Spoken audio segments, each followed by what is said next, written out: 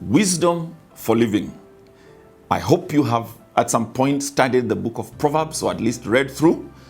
In this series, we are going to be looking at some nuggets of wisdom from this great book called Proverbs. Join me. My name is Jotham Munene from CITAM, Mombasa, as we explore this great book and look at the great ideas of wisdom contained therein. Welcome.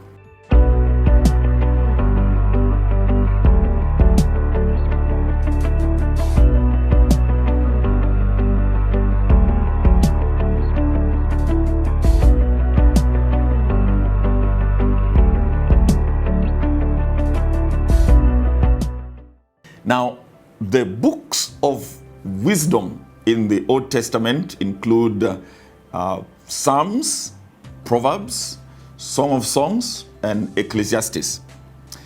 But we're going to base this study on the book of Proverbs. You will know that some of the books in the Bible talk about deep theological truths. For example, Ephesians, the wisdom of God in how he brought Jesus and how he has united the Jews and the Gentiles. Then books like Revelation, Visions of Heaven. But Proverbs is a different book. It's more of just earthly stuff. Things about wisdom of how to be successful.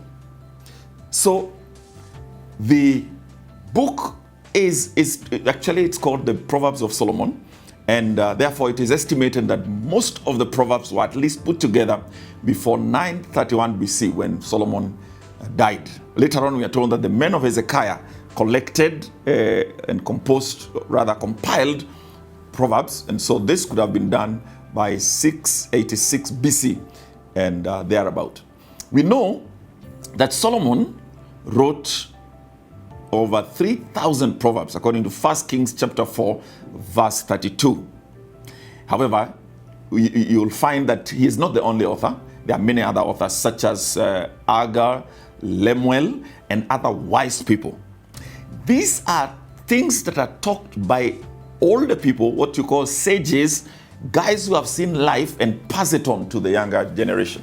It is actually thought by some scholars that the book of Proverbs was used to train people in the palace, the noble guys as they were growing up. So it is a very good book for you to be able to see someone who has gone ahead of you and they tell you things that have worked. Now, in that book, you'll keep hearing things like, listen to your father, or do not, despise your mother who gave birth to you. And I know there are some of us who are watching this video who maybe your parents didn't really give some instruction to you about life. But there are some who come from a very well-disciplined family.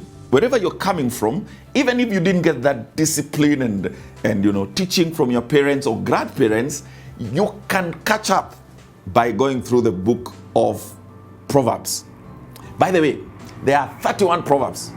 And there are many Christians who have decided that since there are 31 days in the month, they'll read one proverb a day. That's something you can do. And when the days are 30, one of the days just read 2.